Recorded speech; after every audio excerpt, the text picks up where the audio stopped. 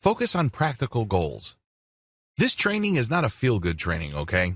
If you're looking to get pumped up, excited in broad, generalized ways, this is not the training for you. Instead, this training is all about practical results.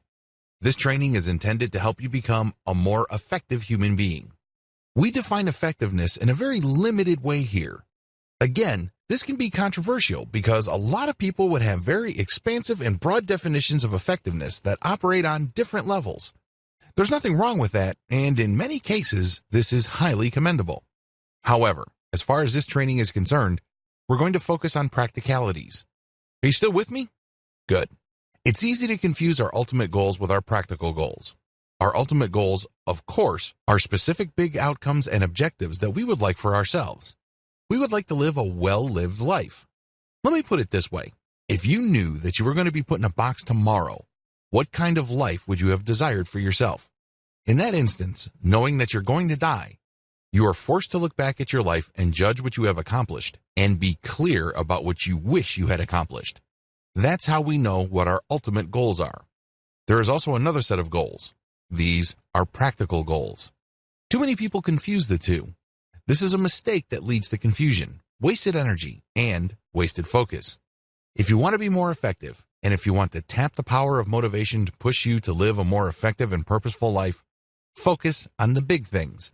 Focus on the grand outcomes and objectives of your life. Practical goals involve putting food on the table, paying off debt, saving up enough money for your kids' college, taking care of insurance costs, so on and so forth. These are important goals, mind you, but in the big scheme of things, they're just steps that you take to go a certain direction. They are a means to an end, and the ends are worth the most. These are your ultimate outcomes and objectives. Don't confuse the two. Be clear about the big outcomes and objectives of your life. I have to confess I can't help you with this. Everybody's life outcomes and life objectives are different. Maybe your grand life objective is to become the largest landowner in your state or province. Another person might have the grand objective of simply seeing his or her grandchildren graduate from college. Another person's grand objectives have something to do with traveling to at least 100 different countries. Everybody's different. That's why I can't help you with this, but one thing is clear. You must have a crystal clear idea of the outcomes and objectives you want for your life. Nobody can do this for you. You have to decide. You have to put in the work to clarify these things. As you can tell, there is no right or wrong answer. Choose to be clear about your need for a process. Now that you have an end goal in mind, understand that this goal is not going to happen by magic. It's just not. Once you have a solid objective in mind, please remember that is point B. You are at point A. Your job is to figure out how to get from point A to point B. Now, this is not a simple matter of a few hops, skips, and jumps. This is a life's journey. This is a process that doesn't just involve going through time. It also involves a change in your mind and consciousness. You become a different person as you go through this process. It's the journey that changes you. Every single day, there will be practical goals popping up all over the place. These goals need to be achieved so you can continue your journey to your ultimate objectives and outcomes. I am, of course, talking about practical realities like keeping a roof over your head, making sure there's food on the table, and making sure that a lot of the everyday practical considerations of your life and your family are taken care of. All these require a process, and this process is your state of flow. Now, this is where a lot of people slip up. They think their process is them showing up to a job or doing whatever it takes to pay the rent. However, they're looking at it in the wrong way because if you look at your need for the process and you allow yourself to enter that state of flow, everything else becomes easier. Everything else falls into place. To a large extent, your state of flow should be your practical goal. You should think in terms of, how do I trigger this state of flow so I can blow through my to-do list and then some? How can I trigger this state of flow so I can think about the challenges that I'm facing and come up with better solutions? Believe it or not, achieving this state of flow and getting it to happen on command should be your daily goal. Recap: your state of flow. Here's a quick recap of what a state of flow is. It is a mental and emotional state where things become easy precisely because they're clear.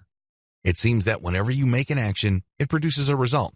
When you look at what's going on around you and the task in front of you, you are able to connect the dots. None of them intimidate you.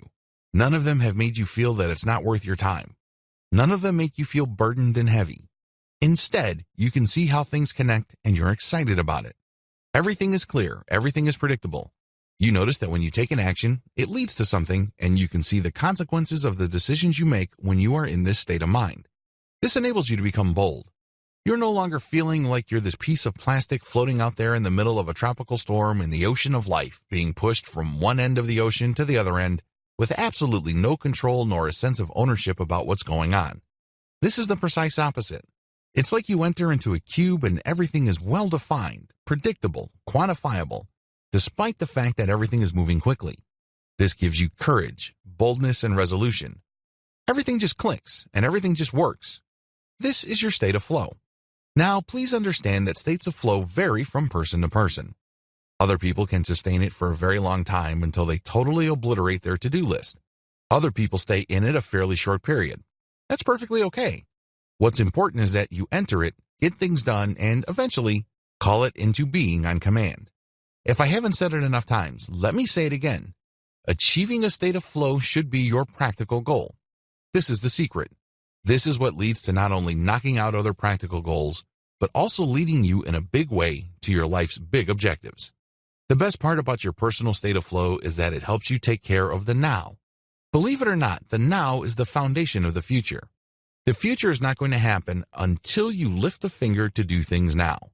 Your hopes, dreams, and wishes, they're just going to remain in your mind, free floating out there, nice and irrelevant, until you reduce them into reality based on the decisions you make in the here and now.